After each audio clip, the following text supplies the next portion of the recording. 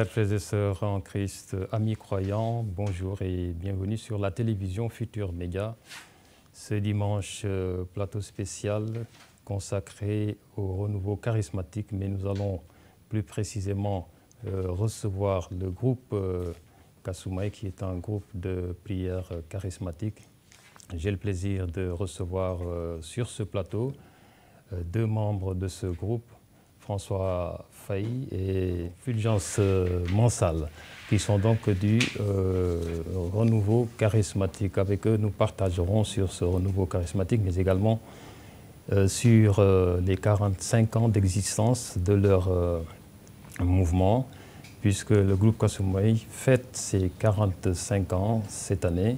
Ce dimanche même, ils parleront des activités au programme de ce dimanche pour fêter ses 45 ans.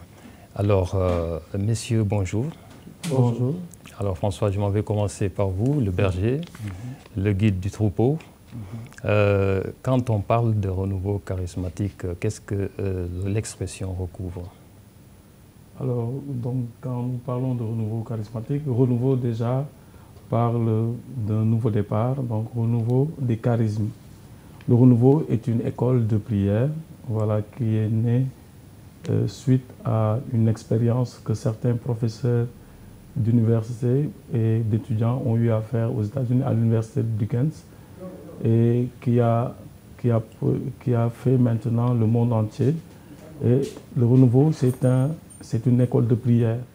Donc c'est une école de prière où on apprend à centrer notre vie sur Jésus-Christ. Alors on va se tourner du côté de Mansal, Fulgence. Vous, votre expérience dans ce renouveau, qu'est-ce que cela a concrètement apporté vous depuis? Je ne dirais pas que vous avez fait 45 ans dans le groupe, vous n'êtes pas aussi vieux, mais vous avez quand même un vécu dans ce renouveau. Voilà, tout à fait. Merci Daniel. Il est vrai un peu pour justifier ce que vient de dire. Effectivement, je confirme ce que le berger François vient de dire. Je suis venu au renouveau que j'ai découvert d'ailleurs en 2007. Alors c'est en 2009 que j'ai fait l'effusion du Saint-Esprit. Et depuis lors, j'ai vu en fait un changement total de ce qu'était ma vie avant que je ne rencontre le renouveau et ce qu'il est devenu juste après que j'ai rencontré le Saint-Esprit au travers du renouveau. Alors j'ai été formé et j'ai pris connaissance de ce qui était réellement la parole de Dieu, parce qu'au travers du renouveau, j'ai eu à pratiquer la parole. Je me suis rapproché de mon Seigneur, plus encore, et j'ai vu et goûté qui il était en fait. Alors François, Fulgence vient d'utiliser un terme, il a parlé de formation. Donc ce qui fait quelque peu penser ou croire qu'au sein du renouveau, il y a de la formation, il y a un réveil. En quoi cela consiste-t-il exactement? Alors, le renouveau, comme je l'ai dit tantôt, est une école de prière. Et donc, c'est une école où on apprend à nous donner plus totalement au Seigneur. Il ne faudra pas que les gens se trompent pour croire que le renouveau, alors c'est une école où on cherche le miracle ou bien on cherche la guérison ou une grâce spéciale. C'est simplement une école où on peut aider nos frères qui ont une connaissance assez superficielle de la foi et également une pratique religieuse qui est rudimentaire ou une pratique religieuse qui est presque inexistante. Donc ces personnes, quand elles viennent dans le renouveau charismatique, on peut leur donner, on peut les aider à pouvoir vraiment rencontrer Jésus-Christ dans leur vie. Parce que nous avons beaucoup de frères et sœurs qui sont baptisés, mais qui ne connaissent pas réellement la vie chrétienne authentique. Et c'est dans le renouveau, cette formation, alors elle se fait par les 7 semaines. Nous avons les 7 semaines où, donc chaque semaine, il y a un thème qu'on développe. Jésus, la première semaine, c'est Jésus nous aime, Dieu le Père nous aime personnellement. La deuxième semaine, c'est Jésus est le sauveur de ma vie. Troisième semaine, Jésus est le Seigneur de ma vie. Et jusqu'à la 7e semaine, pour un peu vraiment avoir cette intimité, cette communion avec Jésus-Christ pour pouvoir l'annoncer et pouvoir vraiment le révéler aux autres qui ne le connaissent pas. Alors tout est donc tourné vers l'expérience personnelle avec Dieu. Voilà, effectivement, cette rencontre personnelle avec Jésus-Christ, puisqu'on peut fréquenter Jésus et ne pas avoir une communion avec lui. Et donc nous avons réellement besoin de cette communion avec Jésus-Christ, puisqu'il nous dit dans sa parole que sans moi, vous ne pouvez rien faire. Et donc nous avons besoin de Jésus-Christ, c'est lui notre échelle de valeur, c'est lui également notre miroir. Et la vie chrétienne authentique, c'est simplement l'imitation de Jésus-Christ. Alors imiter Jésus-Christ et se dire, voilà, à chaque occasion de ma vie, à chaque fois que je suis dans une situation, si Jésus était là, qu'allait-il faire? Alors c'est ce que nous essayons, voilà, d'inculquer à nos frères et sœurs qui viennent vraiment dans les groupes de prière. Alors, à vous entendre parler, le renouveau charismatique, ce n'est pas simplement un cadre où l'on vient chercher son bonheur, entre guillemets, mais où l'on vient également acquérir de la connaissance de Dieu. C'est, n'est-ce pas, l'expérience que vous avez faite, vous, Fulgence Monsal? Oui, vous avez parfaitement raison. C'est un cadre où, justement, on fait l'expérience de la parole de Dieu. Mais... Parce que généralement, les gens pensent que quand on va dans le renouveau, c'est pour chercher peut-être l'amélioration de sa santé ou l'amélioration de sa situation professionnelle, entre autres. Alors, il faut préciser que ceux qui viennent souvent au renouveau ont un désir ardent de rencontrer le Seigneur. Alors, peut-être qu'ils viennent parce qu'ils ont des situations bien précises, mais ce qu'on dit au niveau de nos groupes de prière, c'est qu'il faut venir avec un cahier, avec un stylo, et également, puisque c'est un temps de formation, que chacun apprenne. Mais il faut dire qu'une fois que l'on a reçu au niveau du renouveau, maintenant, c'est dans la pratique qu'il faut le faire. Et dans la pratique, c'est ce qu'on a reçu pendant la prière, ce qu'on a reçu maintenant de nos anciens qui sont au niveau du renouveau, c'est ce que nous appliquons chaque jour dans la vie. Et nous voyons que la vie que Dieu nous donne change au contact de notre Seigneur. Alors, l'effusion de l'Esprit. L'effusion de l'Esprit, c'est le cœur de l'expérience du renouveau charismatique. Concrètement, alors, bon, en quoi ça consiste? Voilà, l'effusion, il faudra que je commence par une précision. L'effusion du Saint-Esprit n'est pas un nouveau baptême. Nous avons déjà reçu le baptême, nous avons déjà reçu le Saint-Esprit au baptême et à la confirmation. Alors, l'effusion du Saint-Esprit, c'est simplement nous aider à pouvoir déceler le charisme ou le don que le Seigneur nous a donné. C'est ça l'effusion du Saint-Esprit. Ce n'est pas un nouveau baptême, un autre baptême. Nous sommes déjà baptisés, nous sommes de l'Église catholique. Oui. Et à la confirmation, nous avons reçu la plénitude du Saint-Esprit.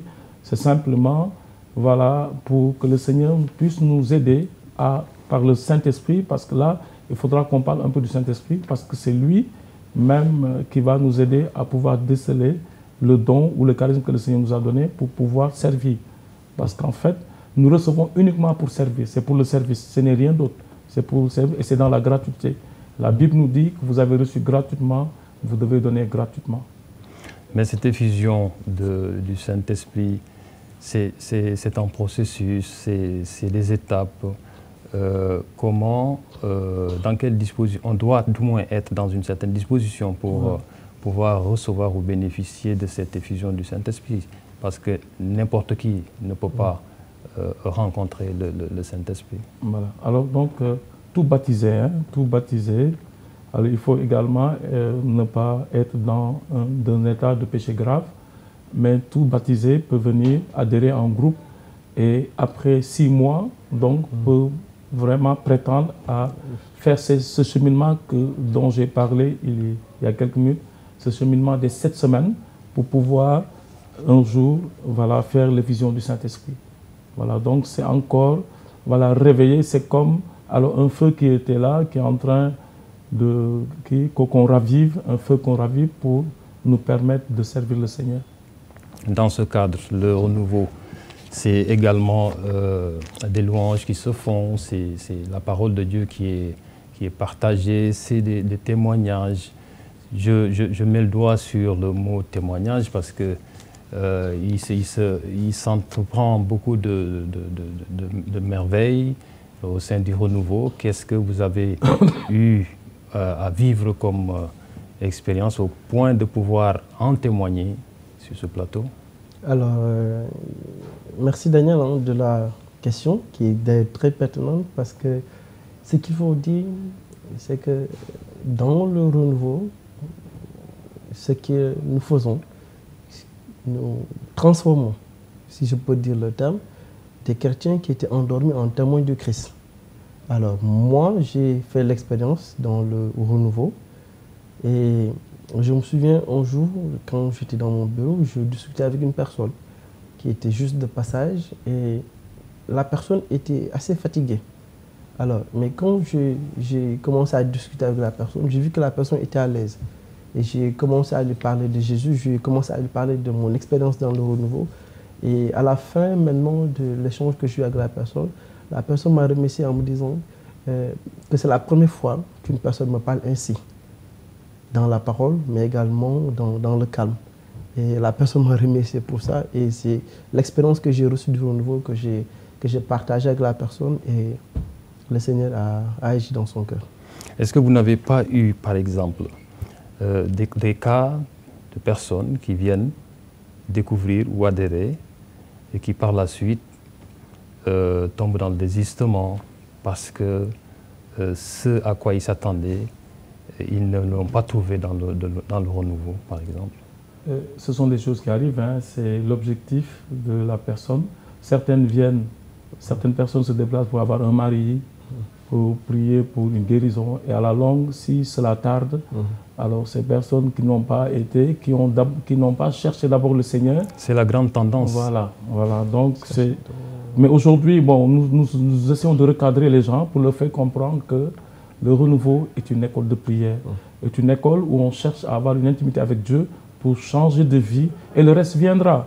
Donc, comme le dit Matthieu 6, 33, Matthieu 6, 33 qui dit « Cherchez d'abord le royaume des cieux et sa justice et tout vous sera donné par surcroît. » Et donc, voilà, ça existe. Hein. Il y a des gens qui viennent uniquement parce qu'ils avaient besoin d'une grâce. Et là, si la grâce tarde, bon, ces personnes désistent. Et parce que nous, on ne peut pas... le Renouveau, ce n'est pas une école de magie. Hein. Donc, on n'est pas là pour... Voilà, c'est le Seigneur qui donne. Alors, mieux vaut chercher le donateur que chercher le don d'abord. Quand tu as le donateur, le don, il va arriver après. Bon, et nous essayons de recadrer nos frères et sœurs pour leur faire comprendre qu'ici, on est là pour chercher Dieu. On n'est pas là pour chercher, voilà, un charisme ou un don, mais cela peut venir après. Voilà, avec notre intimité avec Dieu. L'essentiel, c'est simplement chercher cette grande communion avec la parole de Dieu et cette intimité avec le Saint-Esprit. C'est ça, en fait, le Renouveau. Cette grande communion avec la parole de Dieu et cette intimité avec le Saint-Esprit. Alors, il ne s'agit pas de jeter l'anathème sur un groupe quelconque, mais on sait que des groupes de prière, il y en a une multitude. Depuis que le Renouveau s'est mis en place, voilà 45 ans aujourd'hui, fêté donc ce dimanche. Quelle est la position de l'Église catholique par rapport à ces mouvements de prière? Alors donc là, je suis très content par rapport à cette question parce que cela vient d'abord des papes. Alors en commençant par le pape Paul VI, lui-même qui a dit que l'Église a besoin d'un renouveau nouveau. Oui, il a besoin d'un renouveau. Et c'est pourquoi il a dit que l'Église, que le renouveau est une chance pour l'Église. Et le pape Jean-Paul est venu, il a renchéri. Le pape Benoît XVI de même et le pape François a parlé du renouveau charismatique. Donc la bénédiction nous a été déjà donnée au Saint-Cierge à Bang. Donc l'Église, nous sommes des catholiques, voilà, et nous restons dans l'Église catholique. Et nous sommes simplement des personnes qui sont dans un courant de grâce, un courant de spiritualité pour mieux, vraiment, pour mieux connaître Jésus-Christ et mieux le servir. On va en venir à votre groupe, le Kasumai, qui est donc, disons-le, le précurseur de ce renouveau au Sénégal. Qu'est-ce qui a vraiment décidé de la mise sur pied de ce groupe il y a 45 ans en arrière? Alors, le groupe Kasumai est le premier groupe du Sénégal. Et c'est après une expérience de prière, cette expérience qui s'est passée avec le père Yves-Marie Fradé et une religieuse du nom de sœur Annette Desroches. C'est là que, voilà, dans un hôpital de la place, ils priaient pour un prêtre spiritain malade. Et après cela, donc la semaine suivante, ils ont pu se réunir à la pouponnière des franciscaines, missionnaires de Marie. Et donc ils étaient 5 personnes. C'était la première assemblée de prière. Ce fut la première assemblée de prière composée de 5 personnes, dont 3 religieuses, une laïque protestante et un prêtre, notamment sœur Carla, sœur Montserrat, sœur Annette et mademoiselle Jeannette Chaton et le père Yves-Marie Fradé. Donc c'était en 1974, en mars 1974, la première assemblée de prière s'est passée chez les sœurs, voilà, c'est les sœurs de la pouponnière, missionnaires de Marie. Donc avec le père Yves-Marie Fradé, 3 religieuses et une sœur et une laïque. Et après cela, donc il y a eu une assemblée, ça a continué jusqu'à ce que, alors la sœur Annette, elle est rentrée chez elle. Et après, donc, le lieu a changé. Donc, le lieu, maintenant, ils ont commencé à prier chez les sœurs de Saint-Joseph de Cluny. Voilà, donc, qui est présentement à l'école Anne-Marie Javoué, donc la congrégation des religieuses de Saint-Joseph de Cluny. Et après, voilà, donc, ils ont encore changé de local pour aller chez les sœurs du Bon Pasteur. Et ils ont rejoint la paroisse, donc, l'église même où nous prions aujourd'hui en 1999. Donc ils sont revenus. Alors maintenant, le groupe Kasumai prie dans l'église de la paroisse Saint-Joseph de Médina. Voilà. Alors, le groupe Kasumai, né il y a 45 ans, certainement a connu des péripéties dans son évolution. Est-ce que vous avez fait face à des moments de difficultés où vraiment le Saint-Esprit qui est à la base donc, de votre mouvement, vous a vraiment tiré d'affaire? Parce que c'est connu, hein, généralement c'est des attaques. Vous pouvez même expliquer, peut-être donner quelques anecdotes dans ce sujet. Dans tout rassemblement d'hommes et de femmes, il y a souvent des couacs. Et donc, c'est pourquoi nous avons choisi Jean 12, 24, qui dit que, en vérité, je vous le dis, si le grain de blé ne tombe en terre, s'il ne meurt, il reste seul.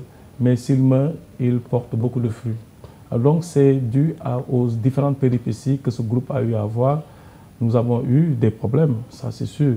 Alors donc avec les anciens bergers qui étaient là, le premier berger c'est le père Yves-Marie Fradé, le deuxième berger c'est Augustin Sagna, le troisième berger c'est Paul Poussetti et le quatrième c'est moi-même. Donc il y a eu des moments difficiles vraiment où le groupe a failli même se disloquer parce qu'il n'y avait que de grandes personnes. Et ces personnes sont parties, c'est après qu'il y a une relève, des jeunes qui sont venus. Moi, j'étais très jeune quand j'adhérais au groupe et nous étions les seuls jeunes, il n'y avait que de grandes personnes. Il n'y avait pas de ministère chant à l'époque, il y avait simplement le partage de la parole. C'est après que le groupe est devenu très grand et aujourd'hui, nous voyons que l'église est remplie les mercredis et ça, c'est vraiment une grâce que le Saint-Esprit a donnée. Ce n'était pas évident. C'était pas évident du tout. Entre autres ministères, vous avez cité tout à l'heure le ministère chant. C'est ce qui m'amène à vous demander qu'est-ce qui compose le groupe Kasumai? Alors, le groupe Kasumai est composé de chrétiens catholiques, voilà, qui se réunissent les mercredis. Et il y a différents ministères. Il y a le ministère chant, donc les chantres qui sont chargés d'animer la prière par des chants, oui, par l'adoration, la louange et autres. Et également, il y a le ministère intercession, c'est le ministère qui porte le groupe en prière. Et également, il y a le ministère accueil, voilà, donc l'organisation et accueil. Donc, quand nous avons des cérémonies ou une assemblée de prière, il y a des personnes qui sont chargées de l'organisation et d'accueillir les personnes. Également, il y a le ministère compassion. Voilà, donc la compassion, c'est simplement souffrir avec l'autre. Et quand des personnes ont des difficultés, alors ces personnes passent par l'écoute qui n'est pas la confession. Donc l'écoute simplement pour écouter, décharger la personne de ses difficultés, de ses fardeaux et l'aider, voilà, en lui parlant, comme l'exemple qu'a donné tout à l'heure mon frère Fulgence, qui a parlé de cette personne avec qui il a échangé et cette personne finalement s'est portée bien. Alors donc c'est ça, les différents ministères qui sont, voilà, qui sont exercés dans le groupe Kasumai. Le groupe, est-ce qu'il a une existence locale, donc limitée à Dakar, ou bien vous avez un groupe qui s'étend à l'intérieur du pays, au reste du pays? Non, non, le groupe Kasumai, c'est simplement à la paroisse Saint-Joseph.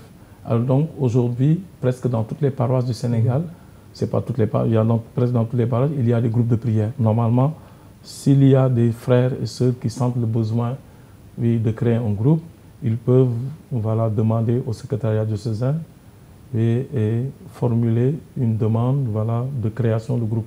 Mais cela, il faut également un discernement et des personnes, voilà, qui sont aptes à pouvoir diriger un groupe. Voilà, c'est cela. Mais le groupe Kasumai se limite simplement à la paroisse Saint-Joseph. Et donc, à la cathédrale, il y a le groupe Messie. À Saint-Dominique, il y a le groupe Myrial. Également, à la paroisse Sacré-Cœur, il y a le groupe Agapé. Voilà. Alors maintenant, la question peut intéresser des gens qui nous regardent. Comment accède-t-on à ce groupe-là? Le Kasumai, par exemple, comment devient-on membre? Alors, à Kasumai, c'est simplement... Alors, ce que nous faisons, c'est que nous accueillons toutes les personnes, hein, même catholiques, musulmans, qui veulent prier, qui veulent connaître Jésus-Christ. Nous les accueillons les mercredis. Et après la prière, donc, il y a un accueil assez particulier qu'on fait aux nouveaux. Alors, donc, la personne se présente. Donc, la personne se présente et donne simplement, nous dit qu'il a invité. Et après, on l'accueille au nom de Jésus. Et on lui dit que voilà, elle est bien chez elle, elle peut venir quand elle veut. C'est cela, voilà, simplement, qu'il n'y a pas d'autres critères assez particuliers. C'est simplement venir et être assidu aux prières et également pouvoir venir chaque mercredi. Avant d'en venir au programme, vous avez dit tout à l'heure, comme qui pourrait dire d'ailleurs qu'il n'y a pas de limitation concernant l'accès. Vous avez dit qu'il y a des musulmans, c'est même ouvert aux musulmans.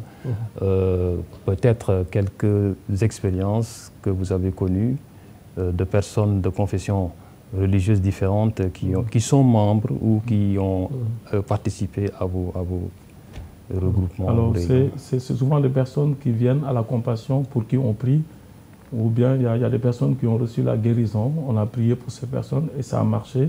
Et ces personnes sont revenues pour vraiment faire le témoignage, voilà, devant toute l'Assemblée de Dieu. Donc, il y a beaucoup de musulmans. Voilà. On en vient à présent au programme. Je vais donc m'adresser à Fulgence Monsalde. Oui. Alors, nous sommes donc le dimanche 31, donc il se déroule en ce moment des activités au sein de la paroisse Saint-Joseph de Cluny, de la Médina, qui est votre base, si je puis dire. Tout à fait. Qu'est-ce qui est au programme ce jour? Alors, aujourd'hui, dimanche 31 mars, au programme déjà à partir de 9h30, nous avons la messe.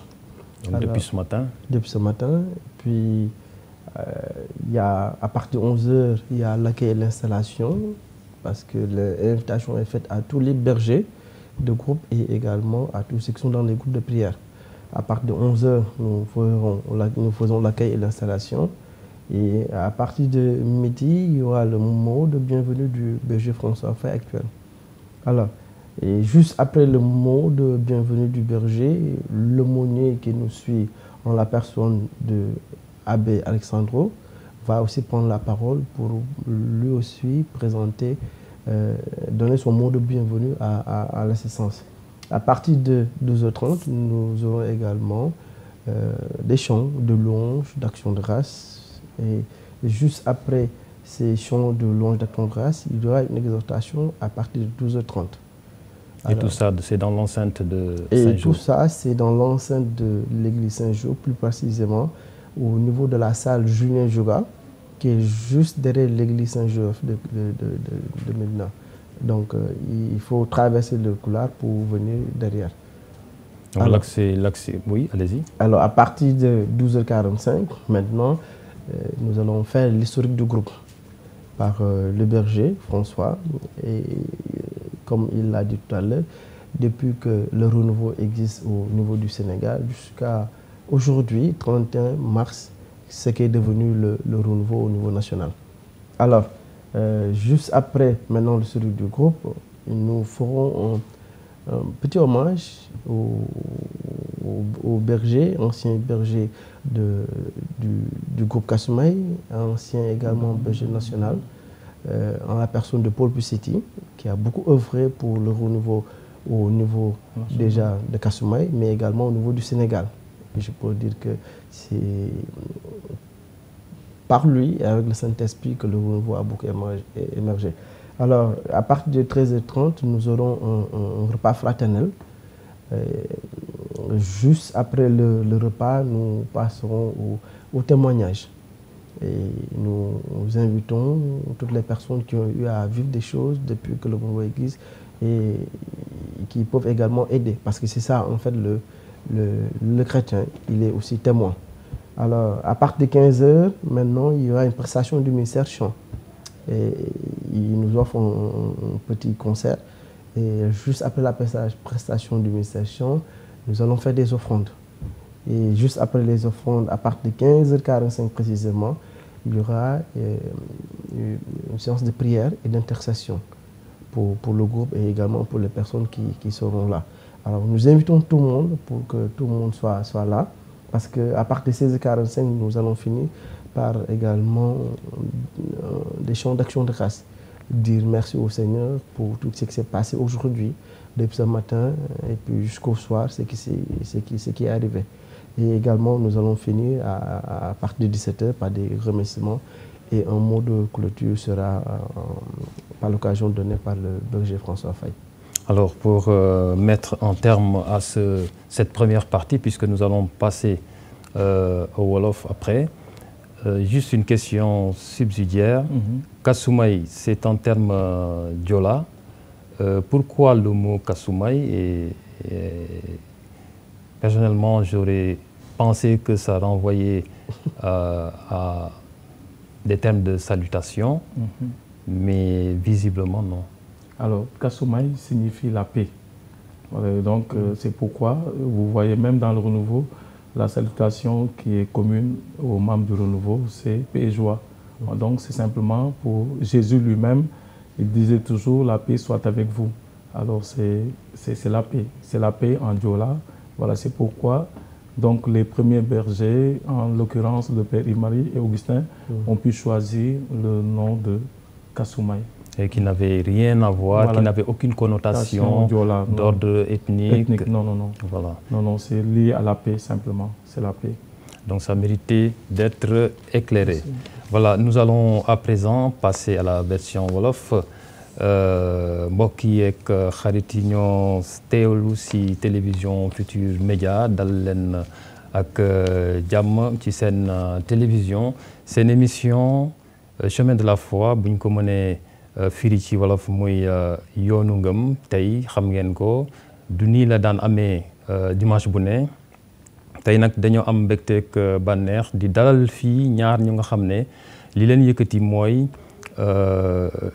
45 ans maanaam ñeent fukki at ak juróom yu groupe charismatique bi ñu duppee Kasumai daan leen wax sax ñoom lu tax ñu tuddee Kasumai bu kenn yaakaar ne mbirum Joola la kese kon man mii séeréer bi du ma ci kontaan ndax du ma ko nangu ak François Faye mi nga xam ne mooy seen berger sax moom it di séeréer ni man xam naa ne du ko nangu voilà loolu détail bu ndaw la donc ma di ko fàttali rek ci télévision Futurs Médias tey gii ñu ngi dalal ñi nga xam ne ci dimanche tey gii bu ngeen demee Saint-Joseph da ngeen ko fekk dana leen ko waxaat ci seen programme fii ak ñuy jeexal ñoom ñu ngi féete seen ñeent fukki at ak juróom ba ñu créé maanaam ba ñu taxawalee lii di groupe Kasumai di groupe charismatique bu ñu nee renouveau charismatique lu lan la wundu yow berger François gannaaw ba ma la nuyoo.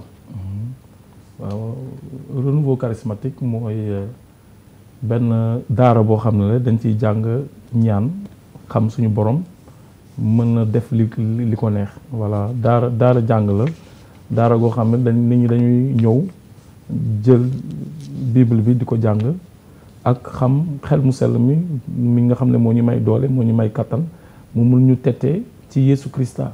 voilà baatu yàlla mi buñ ko jàngee jël xel mu sell mi di dund ak moom di wax ak moom mu ñuy jàppale ci ñu mën a def loo xam ne li neex yàlla. loolu daal renouveau charismatique daal pour jàng xam yàlla la pour mën a def li ko neex loolu mooy renouveau charismatique. te loolu sax mi ngi jógee ci suñuy kilifa évêques yi ñoom nañ ne lii daara jàng la. voilà c'est une école de prière comme ni ñu koy waxee ci nasaraan daara jàng la te vraiment gis nañ ci loo xam ne ay ngënal yu bëri. voilà gis nañ ci ngënal yu bëri gis nañ ci ay coppeeku yu bëri ñu man mii di wax ak yéen sax mel mu woon nii. voilà ci renouveau charismatique moo ma sukkali ba ma gën a xam sama borom. voilà di ko jaamu et puis di ci jéem a dimbali ñeneen ñi. voilà ñi nga xam ne xamuñu ko ak ñi nga xam ne dañoo am ay tolof am ay problème yëpp dañuy bu ñu ñëwee man dinaa jéem a ñaan yàlla pour yàlla génne leen ci coono gu ñu mënti doon. voilà donc renouveau am na njëriñ. voilà am na njëriñ lool. renouveau am na njëriñ ba tax na yow mën naa ko fàttali yaay seen berger. yow yaa maanaam sàmmkat bi. yaay sàmmkatu kasumay muy gëtt gi. léegi am na koo xam ne da leen dab ci biir gëtt gi.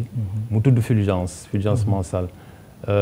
moom nee na ci biir renouveau ci biir kasumay groupe boobe dañ ci jàng naka la ñoo gën a xamee suñu borom naka lañ koo gën a jegee naka lañ koo dundee yow ba nga ci duggee ba léegi ana lan nga ñu mën a baaxee ci loo xam ne dund nga ko ci. te mu indil la ngëneel comme ni mu ko waxee. ginnaaw ba ma la fayee dañal ci invitation bi effectivement li ci renouveau li ma ci jàng moo di sama xàmme yàlla dafa changé. ni ma ko doon gisee ak ni ma ko jàngee ci biir renouveau dafa changé mu changé sama dund man tamit moom beneen gis-gisu yàlla loolu permettre na ma ba man léegi su may wax wala su may jëf yéen jëf yi damay xam ni ma ko war a defee parce que avant daan moom xam xel bu ma koy defee parce que dama ko jàng ci biir renouveau laa ko jàngee nan laa war a waxee nan laa war a comporté parce que dafa am yenn wax yi nga xam te ni da nga ko doon wax te doo ci prêter attention dafa am yenn jëf yi nga xam da nga ko doon jëf di prêter attention mais boo ñëwee ba renouveau ñu wan la yenn comportement yi nga xam da nga ko doon def te peut-être tayoo ko yenn actes yi nga xam da nga ko doon am te tayoo ko ci biir renouveau nga comprendre ko nga ne d'accord lii daan na am waaye léegi banaa ko dootuma ko defati ci loolu la sama dund man changé ci lu bari maa ngi ci gërëm Yeesu Krista di gërëm xel mu sell mi ñoom ñi ko permettre ma mën a toog fii tey ak berger di ci wax. maanaam mën nañ ne daf la gindi ci lu bëri. indi la li ñu naan ci nasaraan réveil. waaw effectivement day mel ni nga nekkoon ci lëndëm nga foog ni yaa ngi ci leer mais boo ñëwee ba ci leer da ngay gis différence bi entre leer bi nga foogoon ak leer bi ngay dund loolu mooy différence bi. sama dund dafa changé sama jëfin changé na mooy li ma sànq mu doon ci ni nga ko waxee nasaraan réveil bi tax léegi man ma mën a xam yàlla et puis également may mën a joxe yàlla ñi nga xamante ni tamit fekkoon naa leen ci situation bi nga xamante ni man jot naa koo dund ma mën leen wax li yàlla def ci man ak ni mu ko defee ñoom i tamit yàlla mën a jaar seen dund changer liñ doon. ñi lay seetaan bu ñu la déggee ngay wax dinañ bëgg a xam ci dëgg-dëgg lal mooy li nga xam ne mooy coppite bi nga dund bi nga duggee ci biir renouveau. parce que sànq léegi yaa ngi ne changé na lu bëri soppi na lu bëri. mais mën nga leen wax concrètement lan la renouveau andil. alors man déjà ba may xam renouveau dama nekkoon nit bi nga xamante ni damay toog benn place c'est vrai que daanu moon dem baal daanu moon daf yéen affaire yi néew ma baaxul mais man sama conviction par rapport ku bokk renouveau xanaa doo dem baal. bon loolu laal bëgg wax sax sama conviction ak renouveau moo di ma xam sama yàlla te ci noonu laa xamee yàlla parce que xaw moon yàlla alors ni ma gënee découvrir yàlla sax dafa fekk ma nekkoon université nekkoon 2e année ma doon jàng bu metti sax ba benn fan ci examen bi muy jot ma surmené am na ay xarit bu ñu ma gisee bu ñu ma déggee léegi sax dañu reetaan dañ fàttaliku li ma daloon mais yàlla dafa def ni ñëw naa ak sama feebar mais première session laa jàll ak ñi nga xamante ni ñoo ngi foogoon feebaruñ dara jotu leen mais jàlluñu première session alors man loolu dama ci gërëm yàlla parce que comme mathématique laa def dafa xawoon a tar trop mais bi ma jàllee man sama bopp sax gëmuma ko woon mais dama xam ni du man mais ki ma ko sekkal muy borom bi moo def loolu. loolu sax ay benn la ci yenn expérience yoo xam ne. dund naa ko dund nga ko kii di seen berger di François Faye moom it teg na ci bët berger yow lan nga ñu mën a wax ci ñi nga xam ne recevoir nga leen depuis nga nekk berger ba léegi te ñu am expérience yoo xam ne yow gisal nga ko sa bopp nga mun ñu koo baaxee.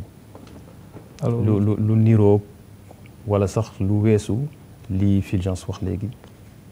waaw gis nañ ci ay lu bëri ay coppeeku yu bëri ci dundu nit ñi ay coppeeku yu bëri ci dundu nit ñi am na ñoo xam ne voilà dañu amoon tolof ak seeni waajur mënuñu leen baal voilà mu jaral leen ñu génn kër gi voilà ñenn ñi finalement ñu leen di tette di leen expliquer ne waajur ma ne waajur dañ ko war a toppatoo waajur dañu war a dellu ci moom waajur dañu war a nekk ak ñoom ba ñoom seen bopp ñu xam ne li leen wax parce que yàlla ci boppam moo ko wax neen nit dafa war a ormal ay waajuram donc ñu dellu jubóog seen waajur mu nekk coppite bu neex boo xam ne ñun ñii voilà ñun ñii aussi man loolu daf ñuy dundal voilà bu nit nekkee ci tolof ñu jàppale la après yow nga dellu di def lu baax loolu am nañ ñoo xam ne am na jigéen yoo xam ne dañ doon génn guddi di yàq seen bopp voilà di après ñu bàyyi loolu ci ñu dem ba ñëw def témoignage taxaw ne man dama doon génn guddi di def lii mais léegi yàlla baaxee na ma bàyyi naa ko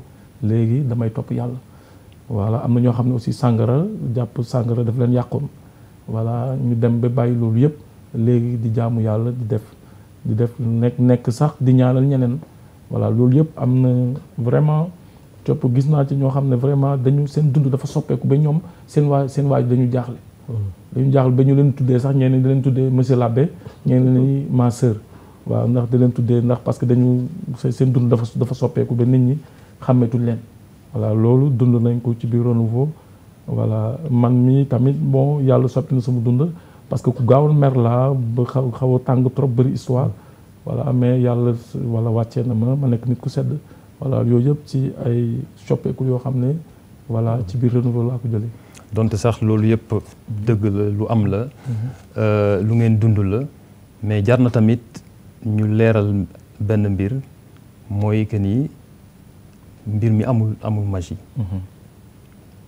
waaw renouveau charismatique il faut que nit ñi xam ne du école wër école ñëw ñu ñaanal nga sëy nga ñëw ñu ñaanal nga am liggéey nga ñu ñaanal nga voyager non du loolu renouveau charismatique école goo xam ne la dañuy jàng xam yàlla parce que yàlla ci boppam moo ñu wax ci baatam Matthieu 6:33 nee na nañu ut nguuru yàlla parce que ku am nguuru yàlla di nga am lépp voilà donc nguuru yàlla buñ ko amee dinañ am lépp moo tax nit ki boo ñëwee renouveau charismatique da ngay ñëw jàng xam sa borom comme ni ko Fulgence waxee sànq xam sa borom xam kan mooy sa borom xamul li mu la aaye ak li mu la santaane léegi la nga def lu baax di ko dundee ba yow sa bopp yàlla man dafa ak yàlla booy def li ko neex yu boo ko ñaanee dala koy defal loolu la ñun loolu ñu bëgg nit ñi mais du pour simplement da ngay ñëw boo feebaree di nga wër boo amul jëkkër di nga am jëkkër boo amul jabar di nga am jëkkër non renouveau du loolu alors il faut que mu leer du loolu du magie aussi prière du magie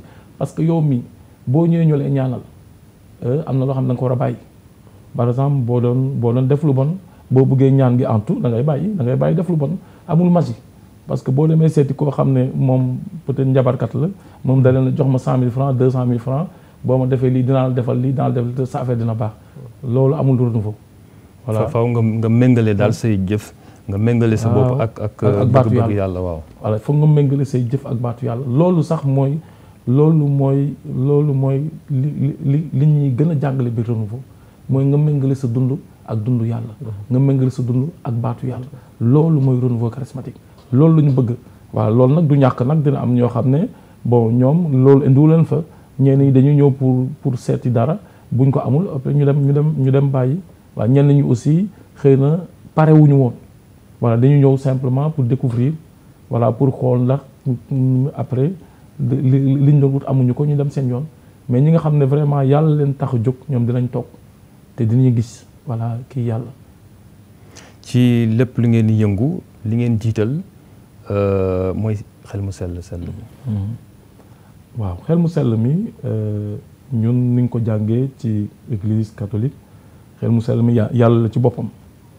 alors donc je crois que bu ñuy wax baay ji doom ji ak xel mu sell mi mooy yàlla tey fi ñu nekk nii tey Yeesu Kirista ba muy dem moom la ñu bàyyilee. parce que dafa ne maa ngi dem waaye dinaa leen bàyyi xel mu sell mi te xel mu sell mi dina leen fàttaliku lépp li ma leen jàngaloon dina leen ko fàttaliku. donc fi ñu nekk nii ci jamono xel mu sell mi lañ nekk c'est pas que dañu teg baay ji fële teg doom ji fële mais xel mu sell mi ak baay ji benn yàlla rek la. voilà donc benn yàlla boo xam ne dafa am nu muy ñëwee nit ñi nu muy jàngalee nit ñi dafa ñëw comme baay ñëw comme doom après ñëw comme xel mu sell mi jàng li ñuy wax ci nasaraan rek pédagogie de Dieu la yàlla daf ñuy jàngal pour ñu xam ko ndànk-ndànk parce que mënul ñëw nañu man nii laa mel benn yoon duñ ko gëm da koy def ndànk-ndànk te noonu la léegi nañu ci jamono xel mu sell mi te xel mu sell mi daf ñuy jàppale parce que Bible bi nee na ñun ñooy këru xel mu sell mi xam na bi fii dañuy ne fii kër bu ñu ne fii mooy këru TFM donc ça veut dire que lépp loo xam ne sosoo nag lépp loo xam ne yëfu TFM la donc loolu rek lañ fiy def voilà donc bu ñu ne yow yaay këru yàlla donc yow boo nekkee këru yàlla lépp li neex yàlla moo war a nekk ci yow moo nekk ci sa dundin moo war a nekk ci say waxin moo war a nekk même boo noppee sax dañu xam ne kii am na lu mu àndal parce que du neen yàlla ci boppam moo dëkk ci moom. léegi xel mu sell moomu naka la nit ki war a taxawaay ban taxawaay la mën a am ngir mu dund xel mu sell mi ci biir dundam ci boppam moom nit ki. waaw xel mu sell mi xam nga bu ñu baptisé dañ koy jot bu ñu defee confirmation ñu jot ko voilà mu ñëw lépp ak ay kattanam yëpp moo ñëw ci ñun voilà léegi nag boo bëggee xel mu sell mi des ci yow foog nga moytu baakaar foog lépp li la yàlla sant nga koy jéem a dund voilà di dund gu sell parce que sellal la en fait waaw di sellal boo naree wax dëgg nga wax dëgg boo naree noppi nga noppi boo naree jëf nga jëf voilà def li neex yàlla mooy tax mi xel mu sell mi des ci yow parce que boo dundee ci baakaar comme que ñu ne xel mu sell mi ñu nooy këram alors def naa ne kay buñ nekkee këru yàlla war ñu lu tilimal kër yàlla ci ay fen ci ay yàq suñu bopp naan tux cigarette def lu bon ak yu kenn xamul voilà donc dañu war a sellal daal dañu war a sellal pour xel mu sell mi mën a des ak ñun fépp ci lépp lu ñuy def ci lépp lu ñuy wax waaw foog ñuy sellal. waaw ñi leen di déglu xëy na ñu ngi naan ñii ab mbooloo la moo xam ne li leen yëkkati mooy paj wala boog dimbali nit ci liggéey wala ci am soxna wala am borom kër te fekk weesu na loolu romb na loolu léegi ma bëggoon xam parce que yéen du ngeen ay labbe ma bëggoon xam naka la église bi di leen di xoole naka la leen di gisee ndax renouveau charismatique am na place bu mu occupé ci biir église bi naka la taxawee ci biir église bi naka la ko église bi tam teeroo.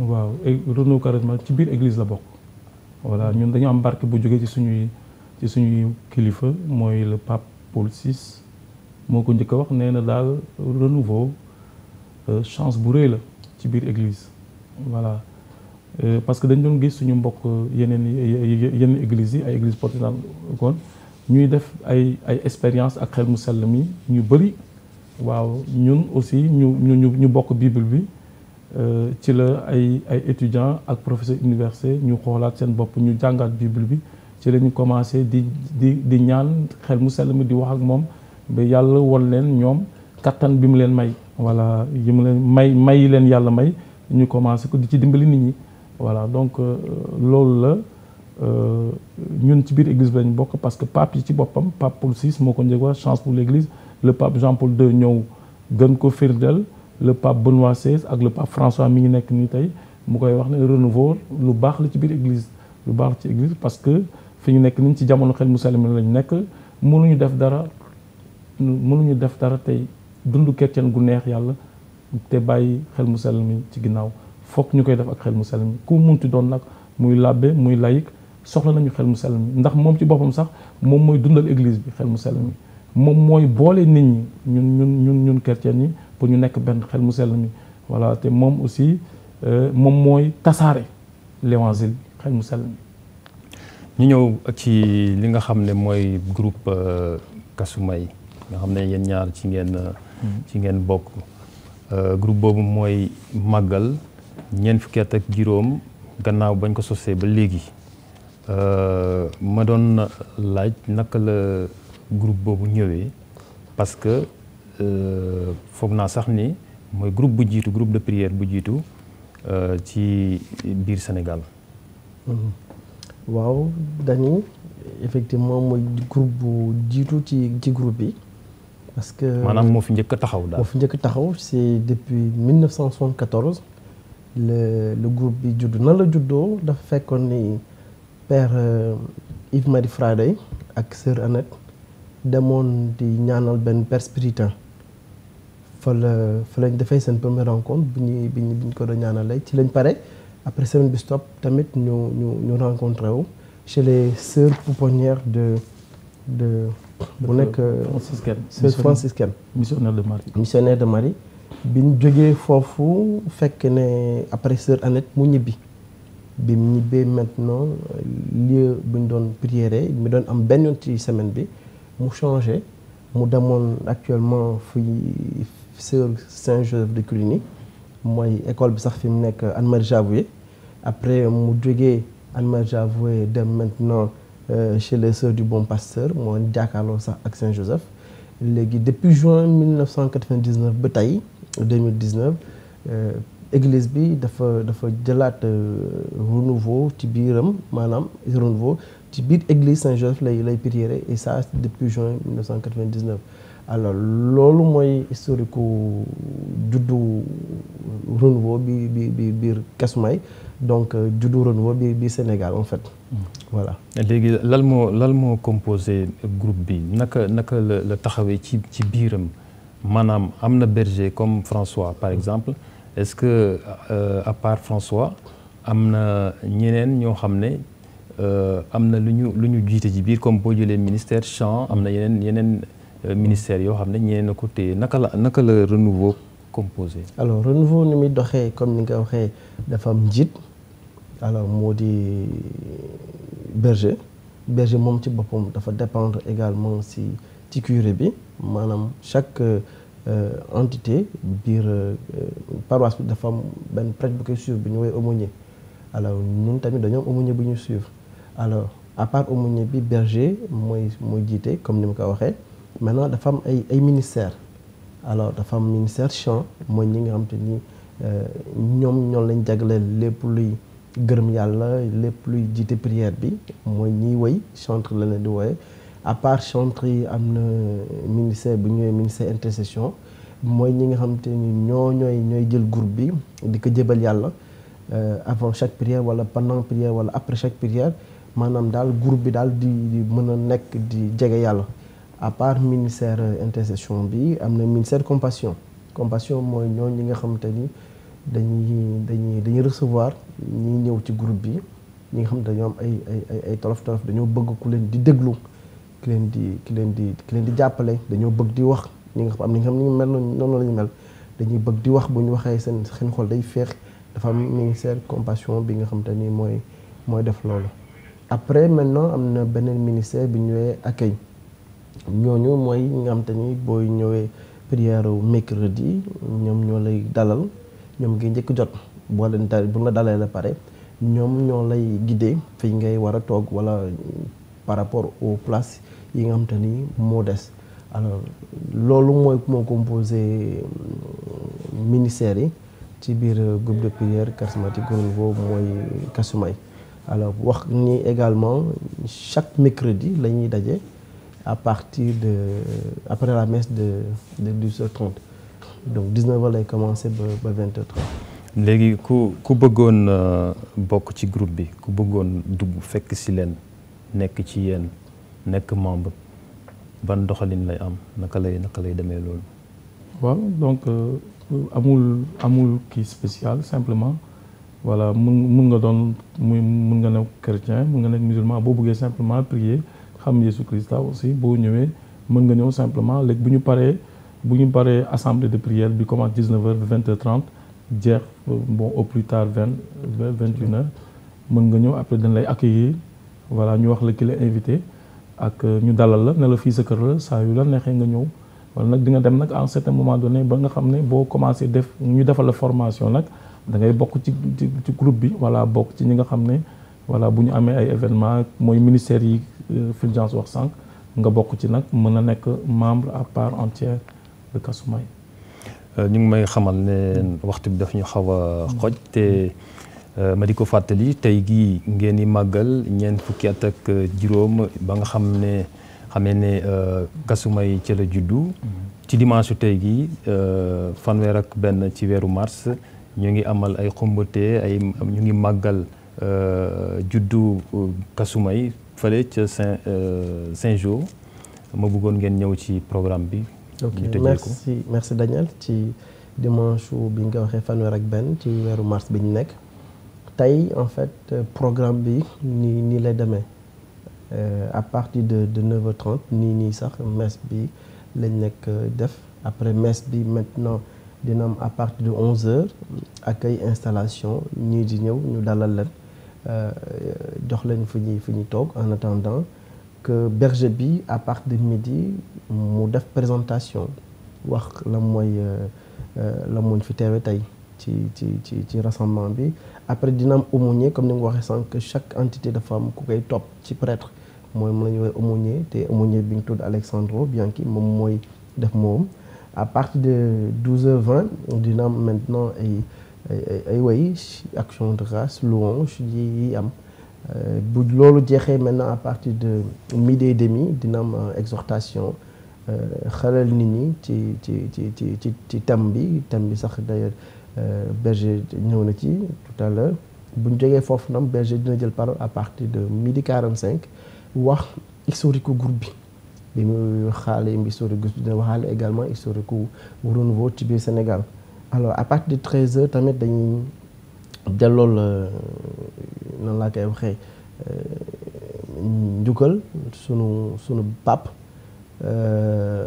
Paul Pucetti moom nga xamante ne moom mooy ancien berger renouveau Kasumay mooy également ancien berger national bu renouveau charismatique bu Sénégal moom tamit dinañ ko delloo njukkal léegi à partir de 13h20 léegi dañuy dem ci añ bi ak moom la ñu woowee repas fraternel ñëpp ñi ñëw ak ñi bëgg a ñëw tamit ñi nga xam ne ñëwaguñu ñoo ngi leen di xaar actuellement léegi à partir de 14h30 dina am li ñuy woowee témoignage ñi nga xam te ni dañuy wax léegi li yàlla def seen dund ci liñ nekkoon ak ci liñ nekk ak nan la yàlla agiré seen dund bu jógee foofu à partir de 15h dina am mel ni prestation ministère chant ministère bi moo doon wax tout à l'heure ñoom dinañ jël benn temps pour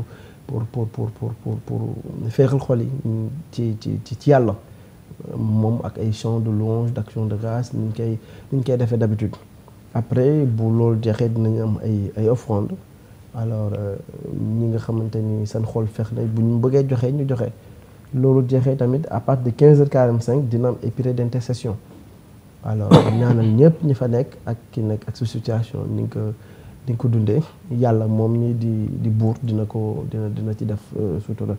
léegi à partir de 16h45 ñu jeexal ci action de grâce gërëm yàlla gërëm ko ci journée bu tay bi gërëm ko ci lu mu jox gërëm ko ci lu mu permettre ñu dund. bu jeexee à partir de à 17h pile moom lañu bëgg bu soobee yàlla remercier ñëpp ñi nga xamante ni ñëwoon nañ delloo lépp yàlla en fait. voilà loolu mooy programme bi ñu tëral ñoo ngi ñaan ñëpp ñi nga xamante ni ñoo ngi ci renouveau nekkuñ ci renouveau ñi ñëw màggal ak ñun bés bi. voilà kon ñoo ko déggandoo programme bangook bu leen dara téye joxante leen rendez-vous fële nga xam ne mooy Saint-Joseph bu Médina ca paroisse ba fa nga xam ne fa la groupe Kasumay di leen ni invité ma di leen laaj ku ci nekk rek lan ngay tëjee. waaw li may tëjee mooy sant yàlla ci 45 ans yu ñu may parce que yombul voilà parce que ñi ko sekk ay nit lañu te nit matul voilà bu ñu demee ba Kasumay dem ba ci 45 ans nii. donc nañu sant yàlla donc loolu sant yàlla action de grâce la sant yàlla vraiment ak lépp li ci mënoon am problème ba mu sosoo ba tey yàlla te taxawal ko loolu sant yàlla ñu ngi sant yàlla vraiment di gërëm man maa ngi gërëm berger yi fi jaaroon yëpp Yves Marie Fradé Augustin Paul Poussiti vraiment ak membres du noyau ñi ko doon jàppale ak ñi les anciens membres qui sont plus là voilà ñëpp ñu ngi leen di gërëm vraiment parce que ñoom ñëpp man ànd nañu seen wàll pour que tey Kasumay yegg si fii. Fulgence. alors man li may gërëmee moo di comme ni ko berger waxee mais beneen façon moo di également prêtres yi ñu gunge au-delà des bergers prêtres yi ñu gunge tamit ñoo ngi leen di remercier parce que ñoom permettre na également renouveau nekk ci yoon des biir église ñoo ngi leen di remercier également ñoo ngi leen di inviter également ci journée bi pour ñoom tam ñu ñëw parce que seen bés la. di remercier également comme ni ko berger waxee les anciens membres ñi nga xam te ne actuellement bu fekkee ñoo ngi déglu ñu ñëw également parce que ñoom ñoo tax également renouveau des ba tey di remercier ñëpp ñi nga xam te ni daal depuis 1974 ba léegi daal ñoo ngi ci biir renouveau ñoo ngi ci biir église voilà. voilà ñu di leen ñaanal rek ñu toog bay fêter jubilé diamant. 45 ans bëri na presque jubilé d'or la fii ak juróomi at rek ngeen jot seen jubilé d'or. mbokk yeeg xarit yi lii lañ leen andiloon tey ci chemin de la foi may gërëm Fulgence Mansal ak François Faye ñoom ñi nga xam ne ñoo bàyyi ko ci groupe bi ñu naan Kasumay di groupe renouveau charismatique ñuy màggal seen ñeent fukki at ak juróom tey ci dimanche bi daw leen fekkee ko ma ngay amee ak programme bu yanj fële ca Saint-Joseph bu Médina jërë ngeen jëf ci teewlu bi ñu di leen di bàyyi ak yeneen programme yu télévision Futur Média ñuy joxante rendez-vous beneen bés jaa ngeen jëf